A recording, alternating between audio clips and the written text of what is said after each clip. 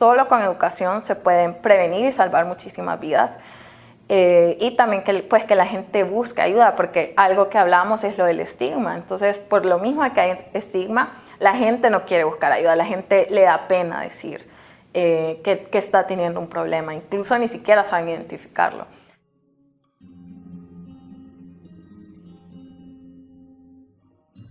El estado general yo creo que está un poco complicado, es decir, tenemos bastantes elementos que favorecen como un efecto, digamos, por no decir un daño en nuestra salud mental. Yo creo que somos una sociedad que tiene como diferentes estresores en diferentes ámbitos. Debe ser tratada la salud mental. En muchos de esos casos, los problemas o las dificultades o la condición emocional que podamos tener termina generando afectaciones en nuestra salud física. Eso es algo que por lo general la población no valora actualmente.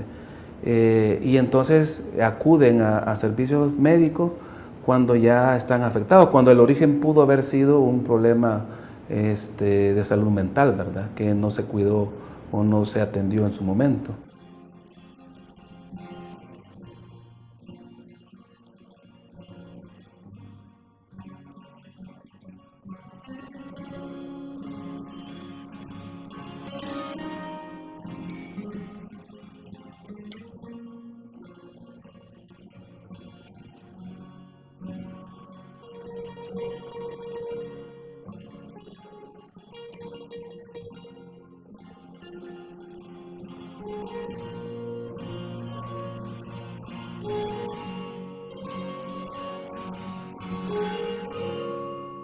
Hay muchísimos indicadores que pues nos dicen que la salud mental del país en general está siendo bastante afectada. En el 2016, según los datos de la OMS, éramos el tercer país con la tasa más alta de suicidio de toda Latinoamérica.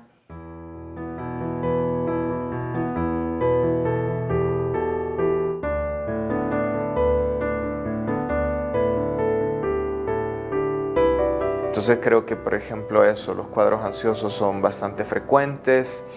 También los trastornos del estado de ánimo, por ejemplo, la depresión es un cuadro bastante frecuente. Ahora, la depresión o la ansiedad son trastornos mucho más crónicos. O sea, tiene que pasar una cantidad de meses en las que yo he estado manifestando un estado emocional particular, ¿no? Y sobre esto hay niveles de profundidad. De acuerdo con datos de la Organización de Naciones Unidas, a raíz de la pandemia por el COVID-19, la depresión en el mundo experimentó un incremento del 25%, que develó aún más las carencias en los sistemas de salud para atender enfermedades mentales de la población. La pandemia, que como dijimos antes, exacerba un poco la necesidad de la atención. Tenemos a partir de este año un incremento muy sustantivo de personas que buscan atenderse, ¿verdad? Entonces es probable que, y eso es el esfuerzo que hay que hacer como sociedad salvadoreña, de buscar que los servicios de salud mental primero sean accesibles y que la gente también sea educada, digamos, sea informada también de que se debe tratar igual que la salud física o la fisiológica, ¿verdad? No todas las personas necesariamente tienen que acudir, salvo que realmente los síntomas sean muy evidentes y además sí estén afectando su rutina cotidiana. Porque vaya, al final también, ¿cuál es la diferencia? Una persona puede tener un trastorno de ansiedad leve, como hablábamos hace unos minutos sobre los niveles que hay, y poder ser una persona completamente funcional, trabajar sin problema, asumir su rol familiar sin problema, su rol como pareja sin inconveniente, tener amistades, etc. Cuando ya esto es prioritario abordarlo cuando ya vemos algún nivel de deterioro en cualquiera de estas áreas. Bueno, todo nació porque a mí me diagnostican con fibromialgia. Por allá por el 2015 me diagnostican con fibromialgia, que es una enfermedad que da mucha sintomatología de dolor generalizado de cuerpo, fatiga crónica y para mí el tercer síntoma más importante, la depresión o ansiedad en ciertos casos. Pasé con muchas incapacidades y hubo un tiempo en que no podía caminar, o sea, físicamente no lo podía hacer. Entonces, todo esto fue agravando síntomas y hacía que yo pasara solo encerrada, solo en cama, ¿no? Porque no podía hacer muchas cosas, no tenía la fuerza física para hacerlas, no tenía energías. Yo me empecé a aislar mucho, Entonces, es mi mamá quien me dice como hija, yo aparte de tu padecimiento físico, creo que también estás experimentando depresión. Y mi primera reacción fue, porque me dice, deberías de ir al psicólogo. Entonces mi primera reacción fue, mamá, yo no estoy loca. O sea, ¿por qué me estás mandando al psicólogo? Voy al psicólogo, o sea, accedo a ir. Me diagnostican con depresión. Y pues yo la verdad siempre digo que mi psicólogo me salvó la vida. La Fundación Proeducación de El Salvador, FUNPRES, realizó un estudio sobre el deterioro de la salud mental en nuestro país, titulado Salud mental en la población salvadoreña y factores relacionados. De una muestra de 1.583 personas, el estudio arrojó que casi la mitad presenta un cuadro moderado o severo de síntomas de depresión, ansiedad o estrés emocional. Hablando específicamente de la depresión, el 23.1% presentó síntomas severos o extremadamente severos, el 17.6% moderados y el 12% leves. Se les preguntaba a los participantes si ellos percibían que el estado de salud mental había empeorado por la pandemia. En ese sentido, 1 de cada 2 personas decía que sí, que afirmaba que había empeorado, y de asimismo se les preguntaba si percibían que tenían la necesidad de recibir atención psicológica, y de igual forma 1 de cada 2 personas nos decían que perciben esa necesidad de recibirlo. Hay un interés por desarrollar algunas prácticas, por ejemplo en el sistema educativo salvadoreño, que es propiciar el desarrollo de las habilidades socioemocionales, que esto contribuye justamente a minorar, según las investigaciones que existen, o a gestionar mejor el tema de las emociones. Esto estaría vinculado con el menor desarrollo de sintomatologías que son constitutivas de lo que se conoce como la salud mental. No solo es, digamos, la alza en cifras, sino que la poca atención en salud mental que hay y las pocas opciones para la población. Sin embargo, el factor económico todavía es un elemento fundamental para que las personas puedan atenderse a nivel psicológico. Y uno de los llamados obviamente es a pensar servicios de salud mental que sean mucho más accesibles, pues, para que la mayor parte de la población pueda tener la oportunidad de atender su situación, ¿verdad? o su condición emocional. El promedio del ingreso de una familia salvadoreña anda por los 500 y algo, según las estadísticas de la DIGESTIC. Y si alguien quisiera acceder al sector privado, tendría que gastar aproximadamente 20% de sus ingresos mensuales, lo cual es totalmente inaccesible. Los tabúes y estigmas que rodean la idea de buscar ayuda para mantener la salud mental en óptimas condiciones son numerosos en la sociedad salvadoreña. Debido a sus características machistas, los hombres se consideran débiles al buscar este tipo de asistencia y debido a la desinformación en general, se piensa que quien asiste a este tipo de atención es porque puede estar falto de su cordura. Es muy importante, a mi juicio, revisar cómo históricamente esto se ha venido manejando, digamos, en la cultura popular salvadoreña, ¿verdad? Todo lo que tiene que ver con expresar emociones ha sido visto de manera despectiva. De ayudar en esta parte y también en la parte de la educación y de la prevención, que se nos hace sumamente importante empezar a educar, a concientizar masivamente sobre todo esto, porque realmente solo con educación se pueden prevenir muchísimas enfermedades. Por ejemplo, según la OMS, el 50% de los trastornos mentales presentan señales antes de los 14 años. Yo creo que existen como estos dos estigmas precisamente, ¿no? Por un lado, de hecho, la frecuencia con la que hombres acuden a terapia es un porcentaje mucho menor que las mujeres. La mayoría de pacientes suelen ser mujeres. También si lo pensamos en términos de el tratamiento para hijos e hijas, presentan mayor preocupación las madres, casi siempre son las personas, las adultas responsables, y no tanto los padres. Los más sonados, digamos, los más escuchados, que es ir al psicólogo de locos, o porque estás buscando ayuda, no puedes salir tú solito, sos débil. La gente que padece depresión es gente negativa, gente que no sabe apreciar las cosas. Este estudio tiene una característica de ver un poco, de dar una mirada al contexto, es decir, cómo los factores contextuales, algunos factores contextuales pueden incidir en la salud mental.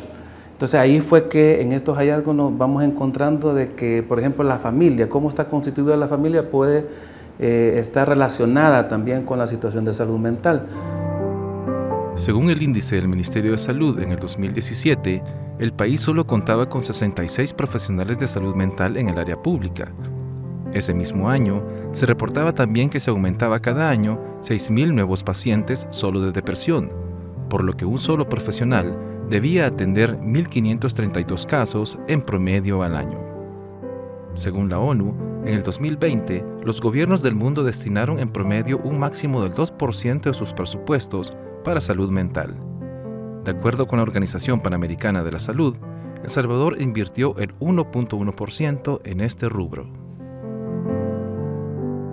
Sin embargo, y es bueno quizás lanzar el reto de hacer un estudio también que nos diga cuál es la verdadera oferta que hay de servicios de educación mental aquí en el país y qué tan accesibles son también.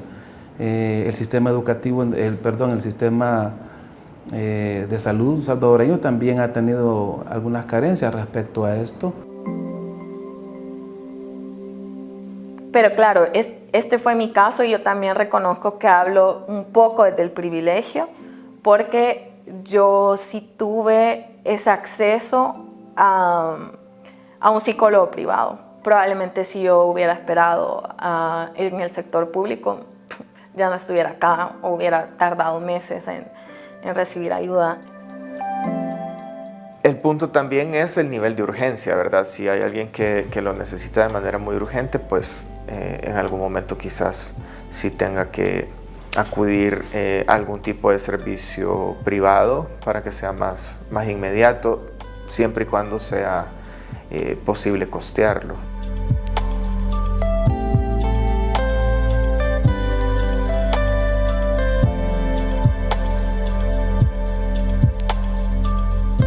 Yo llegué a tener 2 intentos de suicidio.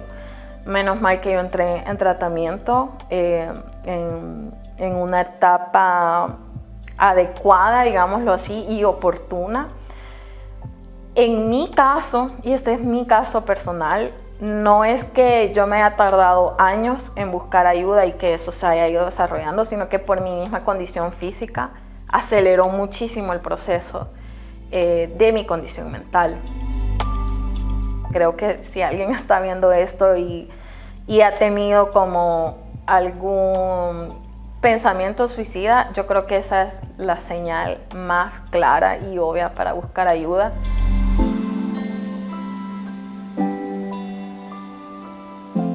Tristeza, pero no tristeza de que me pasó algo para estar triste, sino que esa sensación de tristeza y no sé de dónde viene. sensación de desesperanza, de no saber qué va a ser de mí. Otra cosa bien importante también, esa pérdida de interés en las cosas que a nosotros nos apasionan o que nos sacan de un estado de estrés. Por ejemplo, que si a ti te gusta ir al gimnasio o jugar básquetbol y tú sabes que esa es tu actividad que siempre te va a gustar o siempre te ponen en otro humor, otro chip, y que ahora ya no estás disfrutando, esa es una buena señal de que algo grave está pasando. Son varios factores los que me ayudaron a salir. Uno clave fue la terapia. O sea, definitivamente el proceso terapéutico salva vidas, el proceso terapéutico ayuda, pero fue un proceso largo, muy largo, donde se trata de ser paciente, de dejarse ayudar. Y creo que quienes me ayudaron a salir, o sea, fue un conjunto, ¿no? La terapia psicológica fue una, mi familia y mi red de apoyo fue otra, que nos educamos en conjunto, porque al inicio ni tanto yo como ellos no sabíamos realmente mucho de salud mental, teníamos muchos estigmas, entonces nos fuimos educando en conjunto y es algo que yo agradezco un montón. Cuando pudo avanzar en su proceso de recuperación, Laura Arévalo sintió la necesidad de ayudar a otras personas que viven la misma situación que ella atravesó, por lo que con esfuerzo creó la Fundación Continúa, cuya misión es reducir el estigma, crear conciencia y educar sobre el estrés, la ansiedad y la depresión para que estos no evolucionen y tengan fatales consecuencias como el suicidio, con un equipo multidisciplinario. En este año 2022, la Fundación ganó el primer lugar en la premiación de Ayudando a quienes ayudan, de la Fundación Gloria Crit, dentro de la categoría de emprendimiento social. Bueno, por eso mismo, porque fue algo que marcó mi vida. O sea, yo te puedo decir que esto marcó mi vida de una manera en la que cambió mi misión y mi propósito de vida en general. Entonces, pues mi misión se convirtió en esa, en ayudar a gente que como yo en el inicio la estaba pasando tan mal.